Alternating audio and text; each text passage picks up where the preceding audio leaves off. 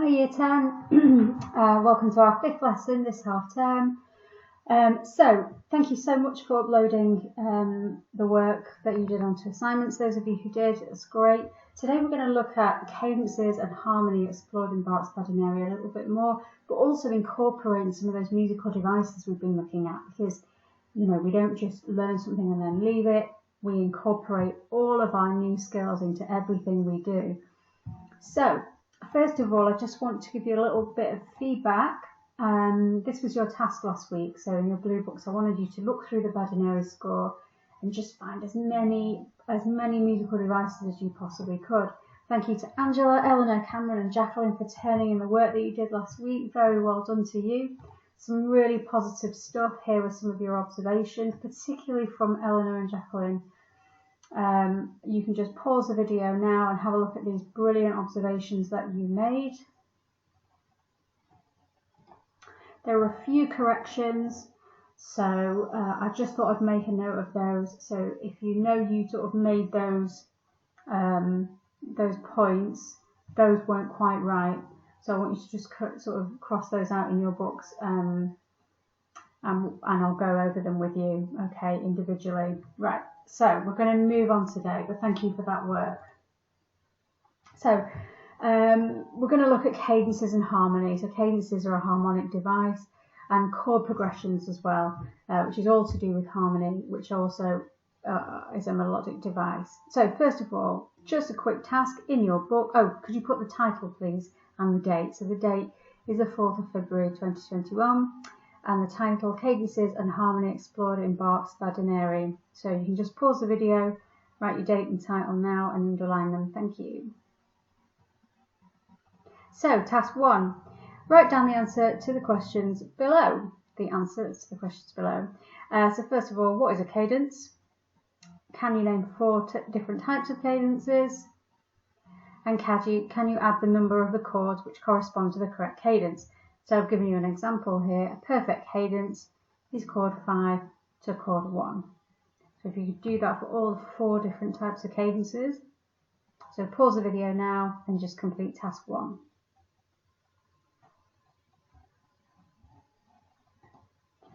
Okay, so looking at the harmony in BACH'S Badinerie, first of all we need to remember that we're in the key of B minor.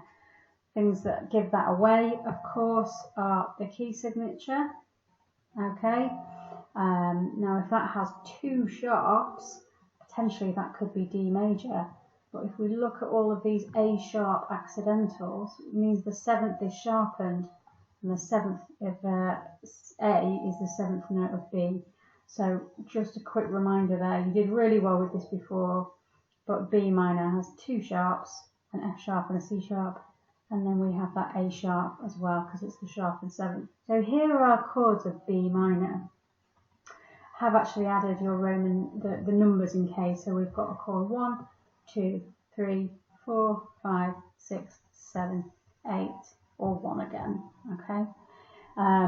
The reason they have this number is because the lowest note is that degree of the scale. So the degree of the scale, the first degree of the scale in B minor is a B, which is the bottom note of this triad.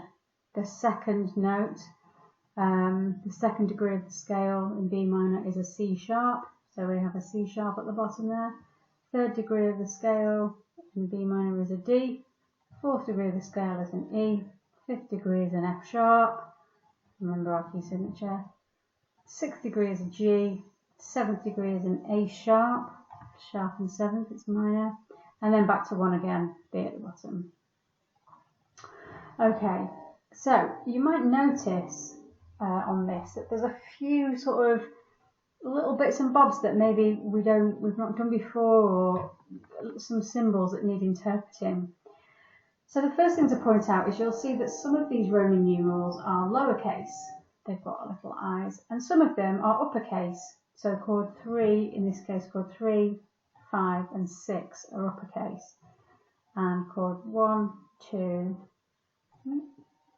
4, 7 and back to 1 again are lowercase. So if it's a lowercase, it indicates that it's a minor chord. If it's uppercase, it indicates that it's a major chord.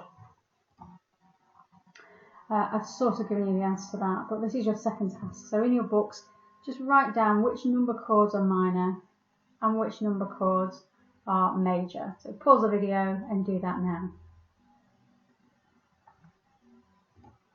So you might also see now that some of these chords have got little symbols. There's a little O and a little plus. And there's one here as well, a little O here. So what do those symbols mean? So when a chord has a little O next to it, it's known as a diminished chord. And when it has a plus, it's known as an augmented chord. So a diminished chord means that the fifth degree of the scale is flattened. An augmented chord means that the fifth degree of the scale is, you've guessed it, sharpened. Okay, so to tell you about that in a lot more detail with a video to explain it, task 3 is just to watch this video. It's about 5 or 6 minutes long, with a guy talking about augmented chords, diminished chords, and there are a few other chords in there as well that are really, really handy to know about. So pause the video and just watch this clip now.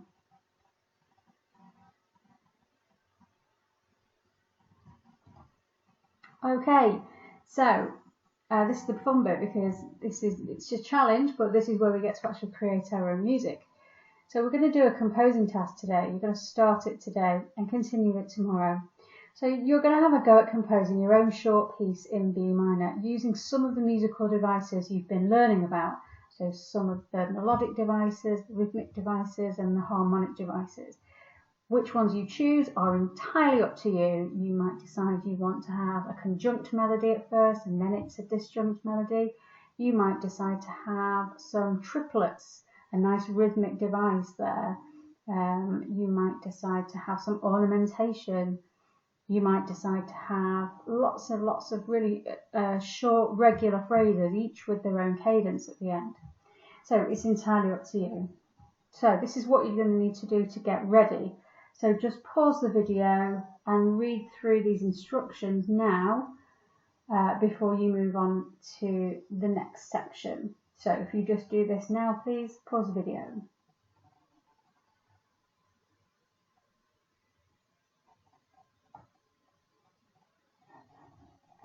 This should say print off or draw. Sorry, that was my mistake. That language was terrible. So print off or draw some blank manuscript paper. Okay, when you get to the end of step 5, I'll move on to the next slide. So that was all before you even start to compose. Now I've given you a step-by-step guide of what I would like you to just start today. Okay, so step 1 is we're going to start with a chord progression only, so no melody at all. If you want to use this chord chart, which are the chords used in the Badinerie, that might be useful for you. So step 2, in the bass clef, so down here only, I want you to start thinking about a chord progression. Now you might actually want to start having a go on a piano or having a go on BandLab first before you write anything down. That's how I would do it. It's entirely up to you, just so that I can hear what I'm writing. When you do sort of have a play around with the keyboard and have a little go with these chords, if you decide on a chord that you want to use, if you could write it down and make sure you put the Roman numeral underneath of the chord that you've used, just to get you used to what these chords are. So step 3 includes some diminished and augmented, some sus4 and some sus2 chords like you saw in the video, because they just make the music sound more interesting. Step 4, have a play around on the keyboard or on BandLab to explore your chord progression so it makes sense and it sounds right musically. Once you're happy with your chord progression, start to notate it on the bass clef of your manuscript paper. So, step 2 really should come after that, thinking about it. Yeah. I am going to move that.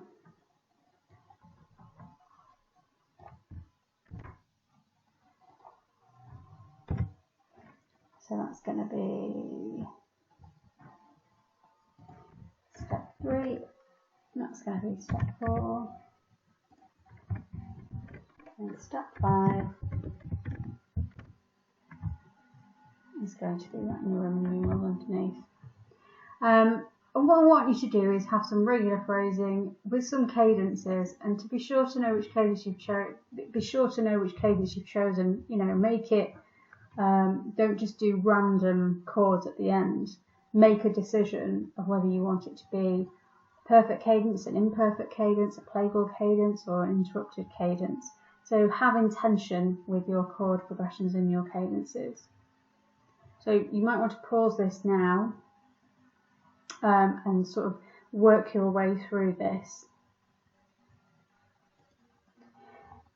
So what's important to tell you today is that nothing needs to be finished. Okay, this is a start of a process of learning how to understand chords and chord progressions and cadences and harmony. What I would like you to do is just upload pictures of your score and, if possible, a recording of your chord progression to assignment on Teams.